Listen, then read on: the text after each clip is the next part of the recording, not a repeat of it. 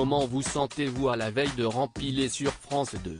Michel Drucker: je suis en forme et d'autant plus content qu'après ce que j'ai subi, il faut habituellement entre 1 an et 1 an et demi pour être à nouveau sur pied. Moi, ça fait juste 10 mois que j'ai été opéré.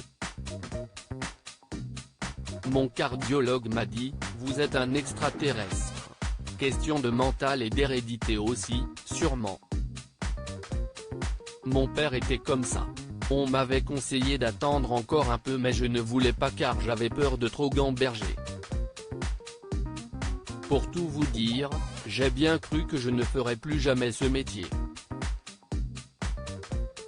Quelles sont les images les plus fortes que vous conserverez de ce voyage aux portes de la mort ? D'abord, ce travail sur le mental pour rester silencieux pendant des mois alors que la parole est mon métier. Et puis une image émouvante, quand je suis retourné remercier le personnel qui m'avait soigné, j'ai pu enfin découvrir les visages démasqués, après 6 mois d'hospitalisation à n'avoir vu que des regards. En grand hypocondriaque, pourquoi diable ne pas vous être davantage préoccupé de ce problème de cardiopathie obstructive diagnostiqué il y a 40 ans ?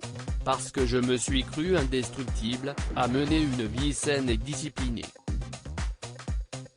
Même si je connaissais ce problème de valve infectée, je n'imaginais pas que d'un soin dentaire, une bactérie s'échapperait, contaminerait des organes et conduirait à une obstruction artérielle imposant un triple pontage en urgence.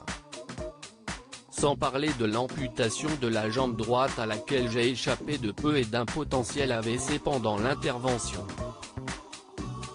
Au-delà de votre retour dans Vivement Dimanche le 5 septembre, et histoire de faire peur à vos médecins, 2022 s'annonce déjà comme une année chargée pour vous. Une spéciale Champs-Élysées prévue, pour fêter les 40 ans de l'émission. Et je reprends mon One Man Show en janvier. J'y évoquerai toujours mon parcours mais il y aura une double nouveauté, je parlerai de ce que je viens de vivre mais avec dérision et je mettrai sur scène de Michel Drucker.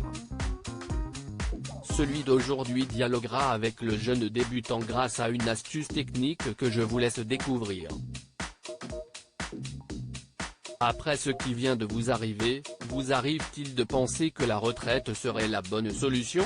Retraite est un mot que j'ai rayé de mon vocabulaire depuis très longtemps.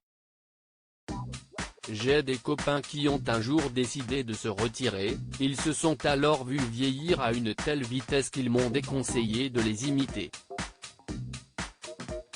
Comme m'avait répondu un jour Raymond DeVos, que j'interrogeais sur sa santé, si est-il simple, j'ai arrêté de vieillir. J'ai démarré stagiaire au Joe de Tokyo en 1964. Mon vœu le plus cher est de couvrir ceux de Paris en 2024. Et j'espère bien que mon invité d'honneur sera Teddy Riner.